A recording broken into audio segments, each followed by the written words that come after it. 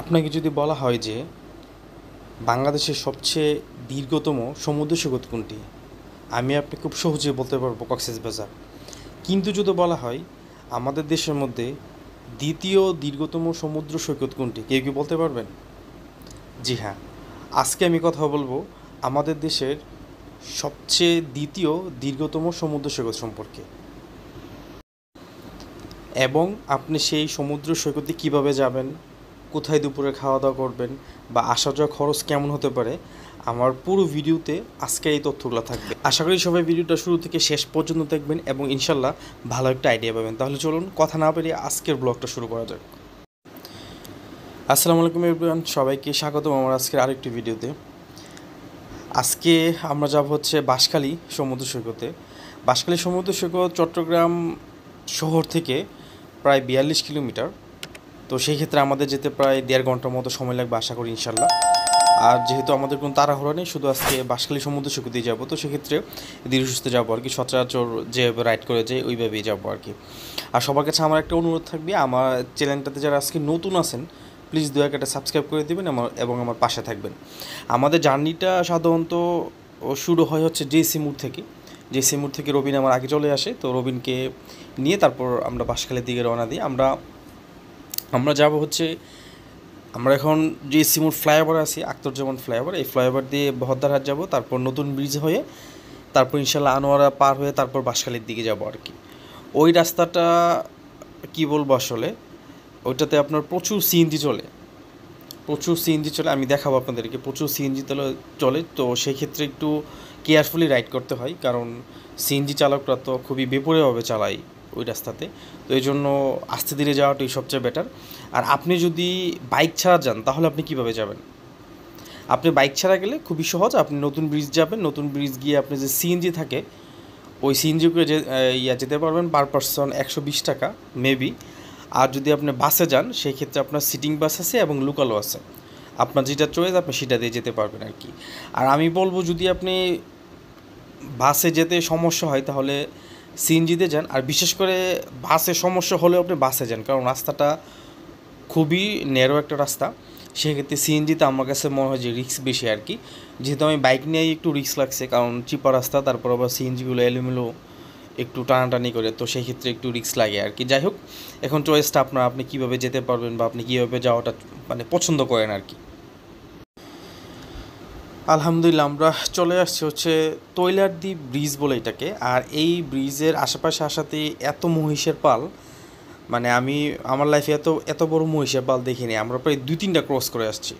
Cross করে আসার পরও শুধু এই একটু জ্যাম থাকে ব্রিজটাতে, যেহেতু এখানে একটা টোল আছে।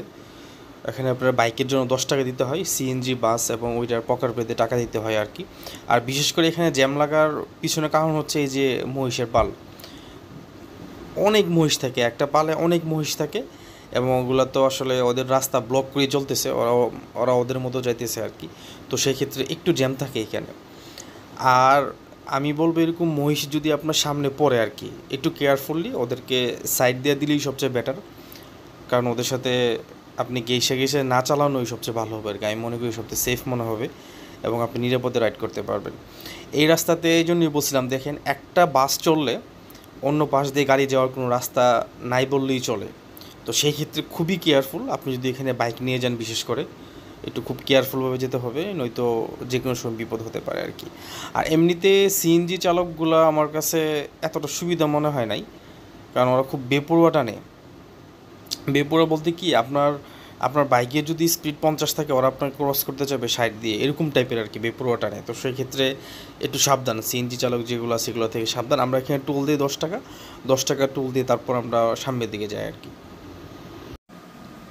আলহামদুলিল্লাহ আমরা অবশেষে চলে আসলাম বাঁশখালী সমুদ্র সৈকতে। আমরা তৈলারদ্বীপ ব্রিজটা পার হয়ে তারপর আসি হচ্ছে গুনিগড়া বাজারে। আপনি গুনিগড়া বাজারে আসার পরে হাতের ডানে একটা রাস্তা আছে, চিপা একটা রাস্তা, সরু একেবারে গ্রাম্য মেঠো পথ আর কি। আপনি ওইটা দিয়ে চলে আসলেই সোজা আপনার রাস্তা আছে, এখানে দ্বীপে চলে আসতে পারবেন, বাঁশখালী সমুদ্র সৈকতে চলে আসতে পারবেন। আর বিশেষ করে বাঁশখালী সমুদ্র সৈকতে আসলে রাস্তা খুবই বাজে, এইখানকার যাতায়াত ব্যবস্থাটা খুবই বাজে, আমার কাছে একটু ভালো লাগে নাই। আর এই জন্য আসলে সময়টাও বেশি লাগে, চিপা রাস্তা, তারপর হচ্ছে ভাঙা, সেই সাথে গ্রাম্য যানবাহন তো আছেই, সব মিলে একটা কষ্ট হয়। আর আপনি যদি বাইক ছাড়া আসেন তাহলে কষ্টটা মনে আরও বেশি হবে, আমি যেটা মনে করি আর কি। তো সেই ক্ষেত্রে যদি বাইক থাকে তাহলে বাইক নিয়ে যাওয়ার চেষ্টা করবেন আর কি। এইটা হচ্ছে এই গুনিগড়া বাজার দিয়ে আমরা যে লাইনে উঠি ওইটা এই এই পাশটা আর কি। আমরা এখন ওই পাশে যাব। বাঁশখালী সমুদ্র সৈকতটা কিন্তু আসলেই সুন্দর। আপনি যদি কক্সবাজারের ফিলটা পেতে চান, আপনার বাঁশখালী সমুদ্র সৈকতে আসলে আপনি কক্সবাজারের ফিলটা পাবেন। আমার কাছে সত্যি কথা অনেক ভালো লাগছে। আর খুব খারাপ লাগছে আসলে যে এত সুন্দর একটা সমুদ্র সৈকত অথচ আমাদের সরকারের অথবা বাংলাদেশ পর্যটন কর্পোরেশনের কোনো একটা সুদৃষ্টি নাই। কারণ এত সুন্দর একটা সমুদ্র সৈকত থাকলে কিন্তু এটা আপনার পরিচর্যা করলে, এটার যাতায়াত ব্যবস্থা ভালো করলে, আশেপাশে হোটেল হলে, রেস্টুরেন্ট হলে মানুষ কিন্তু প্রচুর আসবে। কারণ আমাদের দেশের মানুষ কিন্তু এখন প্রচুর ঘোরাফেরা করে।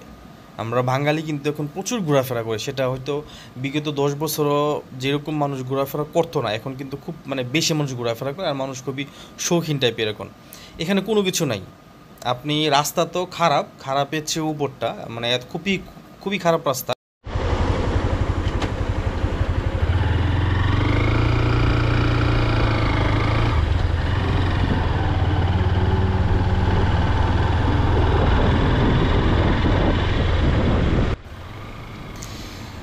এই যে একটা ফিল আছে এখানে, আপনি বিচের পাশ দিয়ে বাইক রাইড করতে যাচ্ছেন আর ঢেউগুলো আপনার বাইকের চাকাতে প্রায় লাগে অবস্থা। এই ফিলটা কিন্তু ভাই অসাধারণ।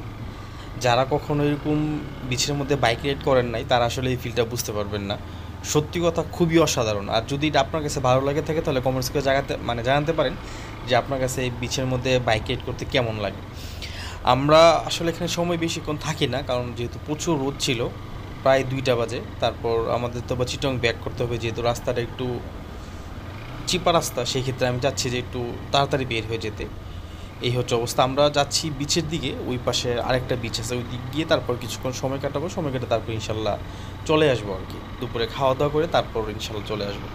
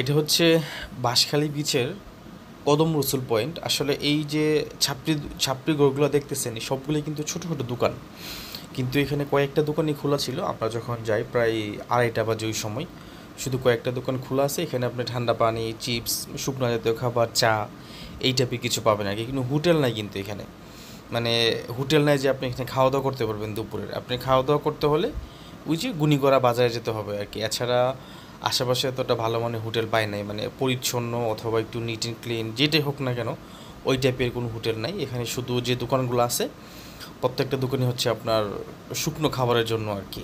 যাই হোক, এখানে হয়তো বিকেলে দোকানপাট আরও বাড়ে, বা অন্যান্য যে দোকানগুলো বন্ধ আছে এগুলো হয়তো খোলা থাকে আর কি। আমরা যখন যাই তখন তো প্রায় 2:30 বাজে, এই সময় খোলা ছিল না। তো আমরা এখন চলে যাব খাওয়া দাওয়া করার জন্য। আলহামদুলিল্লাহ আমরা চলে আসছি গুনিগড়া বাজারে। এখানে একটা হোটেল আছে, দেখলাম বাংলা খাবার খাচ্ছি আমরা। আপনি এখানে 120 টাকার মধ্যে পার পারসন খেয়ে অনায়াসে খেতে পারবেন, এবং খাবারের মান মোটামুটি ভালো, খারাপ না। কারণ যেহেতু লাকড়ি চুলাতে রান্না, সেক্ষেত্রে খাবারটাও ভালোই লাগছে আর কি। খাবার মোটামুটি ভালোই লাগছে, খারাপ না। আলহামদুলিল্লাহ আমাদের খাওয়া দাওয়া শেষ। আমরা এই হোটেলটাই খাওয়া দাওয়া করি। আপনি টোটালি সিমসাম একটা পরিবেশ, কোনো 3 স্টার না, 5 স্টার না, 2 স্টার না, 1 স্টারও না, কিন্তু খাবারের মান ভালোই, খারাপ না। আমরা আসলে যত তাড়াতাড়ি যেতে পারি, এখন প্রায় 3:30 বাজতেছে, আমরা আস্তে আস্তে চলে যাব শহরের দিকে ইনশাল্লাহ, কারণ লেট করতে চাচ্ছি না। কারণ যেহেতু রাস্তাটা আমার কাছে পছন্দ হয় না আসলে, এক কথা যেটা, কারণ রাস্তাটা বেশি চিপা মনে হয়েছে, আর দ্বিতীয়ত হচ্ছে সিএনজিগুলো খুবই রাফ টানে আর কি, এজন্য আসলে রাস্তাটা পছন্দ হয়নি। তো এই ভাবছি যে যাক, সন্ধ্যা হওয়ার আগে আগে আমরা যেন শহরে চলে যেতে পারি আর কি, ওই চেষ্টাটাই থাকবে ইনশাল্লাহ। আর অবশ্যই ধীরে সুস্থে চালিয়ে যাবো, তাড়াহুড়া দরকার নাই। সময় একটু বেশি লাগলেও, যেহেতু প্রায় আরও 45 থেকে 50 কিলো রাইড করতে হবে, তো সেক্ষেত্রে যদি প্রয়োজন হয় রেস্ট নেবো, আর নয়তো ইনশাল্লাহ মানে রেস্ট না নিয়ে চলে যাবো আর কি, একটানে যতক্ষণ যেতে পারি। আমরা এখন আছি হচ্ছে তৈলাদ্বীপ ব্রিজে। এখানে ভাবলাম একটু নামি, কারণ যাওয়ার সময় নামা হয় নাই, কারণ যাওয়ার সময় নামি নেই যে আসলে বাসকায় যেতে কতক্ষণ লাগে বা ঘুরে আসতে কতক্ষণ সময় লাগে, জন্য এখানে সময়টা লস করি নাই। যেহেতু আমাদের কাছে সময় আছে, তাই একটু এখানে নামলাম। দেখলাম অনেকেই নামতেছে, ছবি টবি তুলতেছে যে যার মতো, অনেকে সিএনজি নিয়ে থামতেছে, অনেকে বাইক আছে, কার আছে, যে যানবাহনে আসে ওইটা নিয়ে এসে থামতেছে আর কি। ভালোই লাগছে, খারাপ না এখানে পরিবেশটা। হয়তো বিকাল হলে আরেকটু ভালো লাগবে, যখন সূর্য আলোটা একটু কমে যাবে, সূর্যের তাপমাত্রা একটু কমে যাবে, সেক্ষেত্রে একটু ভালো লাগবে আর কি। আর এইসব ব্রিজে আসলে আমার একটু রিক্সি মনে হয়, তারপরও নামা আর কি। সব যেই নামে সাবধান কেয়ারফুল, একটা পার্কিং করবে বা গাড়িটা পার্কিং করার জন্য অন্য গাড়িগুলো কোনো সমস্যা না হয়, ওরা যেন ধীরে যেতে পারে আর কি। ব্রিজটা মোটামুটি ভালোই বড়, কিন্তু ছোটো না, ব্রিজটা মোটামুটি ভালোই বড়। আর এখানে অনেক মানুষই নামে ছবি তুলতে, তাই আমার ভাবলাম আর কি। আসলে ভিডিওটা মনে হয় বেশি বড় হয়ে যাচ্ছে, আমি চাচ্ছি না ভিডিওটা আর বেশি বড় হোক, একটু ছোটো করে ফেলতেছি। আসলে আজকের ভিডিওটা কেমন লাগছে আমি জানি না, আপনাদের কাছে কেমন লাগবে না জানি না। যদি ভালো লাগে থাকে অবশ্যই দেখে আমার ইউটিউব চ্যানেল সাবস্ক্রাইব করে দেবেন, আমার ফেসবুক আইডিটা করে আসবেন, আর আমার পাশে থাকবেন ইনশাল্লাহ। আমার জন্য দোয়া করবেন, আমি যেন সামনে আরও ভালো ভালো ভিডিও নিয়ে আসতে পারি আপনাদের জন্য, এবং বাংলাদেশের যে দর্শনীয় স্থানগুলো আছে, বিখ্যাত বিখ্যাত যে দর্শনীয় স্থানগুলো আছে, সেগুলো যেন আমি যেতে পারি। এবং আমার যে যাওয়ার উপর যে ভিডিওটা হবে, আপনার জন্য আমারটার উপর ডিপেন্ড করে যেন আপনারা যেতে পারেন, অথবা কীভাবে যাবেন, কোথায় থাকবেন, কোথায় খাওয়া দাওয়া করবেন, এই তথ্যগুলো যদি পেয়ে একটু উপকৃত হয়ে থাকেন, দয়া করে আমার ইউটিউব চ্যানেল সাবস্ক্রাইব করে দেবেন। সবাই ভালো থাকবেন, সুস্থ থাকবেন, আর অবশ্যই রাইড করার সময় একটু সাবধানে করবেন। আমি এখানে একটু ফাঁসে গেছিলাম, কারণ আমার বাইকটা ঠিকই ছিল, কিন্তু সিএনজিটা সাইড দিয়ে না বিদায় একটু পিছনে পড়ে গেছিলাম, এরপরে আবার সাইড দিচ্ছে, পরে আমি মানে আমার সাইডে চলে আসি। যাই হোক, সবাই ভালো থাকবেন, সুস্থ থাকবেন, আমার জন্য দোয়া করবেন। আসসালামু আলাইকুম।